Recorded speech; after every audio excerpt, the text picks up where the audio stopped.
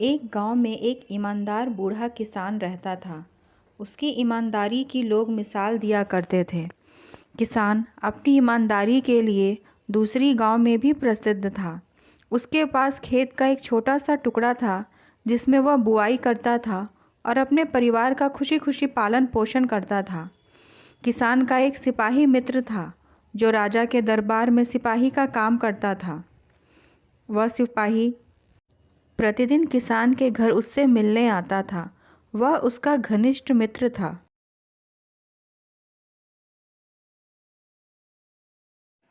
एक बार राजा ने यह ऐलान किया कि उसके बगीचे की देख रेख के लिए एक मेहनती व्यक्ति की आवश्यकता है जो बगीचे के पेड़ पौधे की अच्छी सी देखभाल कर सके। सिपाही ने सोचा, यह अच्छा मौका है किसान से अपनी मित्रता निभाने का। किसान को राजा के यहाँ रखवा देता हूँ। सिपाही ने राजा से यह बोल दिया कि मेरे पास एक बहुत मेहनती आदमी है जो आपके बगीचे के लिए बहुत ही मेहनती सिद्ध होगा। यह सुनकर राजा ने कहा, ठीक है, कल से ही उसे काम पर आने के लिए बोल दो। किसान भी बगीचे में काम करने के लिए राज़ी हो गया। अगले ही दिन सिपाही किसान को राजा से मिलवा देता है।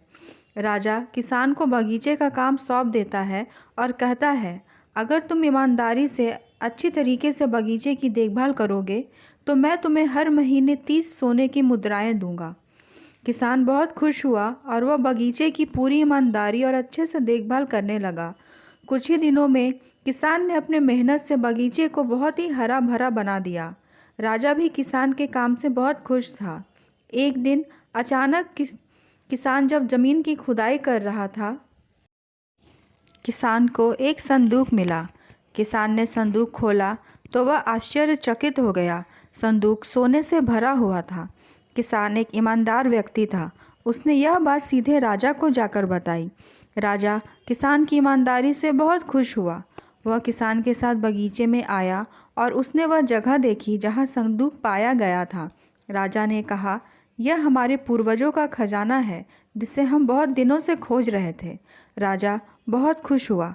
उसने किसान से पूछा, तुम्हें इनाम में क्या चाहिए? किसान ने बोला, मुझे कुछ भी नहीं चाहिए। यह सुनकर राजा और खुश हो गया। राजा ने सोचा कि यदि ऐसा व्यक्ति मेरे राज्य का मंत्री बन जाए तो कितना अच्छा होगा। राजा ने किसान को हुक्म दिया कि तुम्हें इस राज्य का मंत्री बनना होगा, यह मेरा हुक्म है। किसान खुशी खुशी राज्य का मंत्री बन गया और अपने राज्य के लिए पूरी ईमानदारी से काम करने लगा। हमें कोई भी काम पूरी ईमानदारी और लगन से करना चाहिए क्योंकि ईमानदारी का फल बहुत ही मीठा होता है।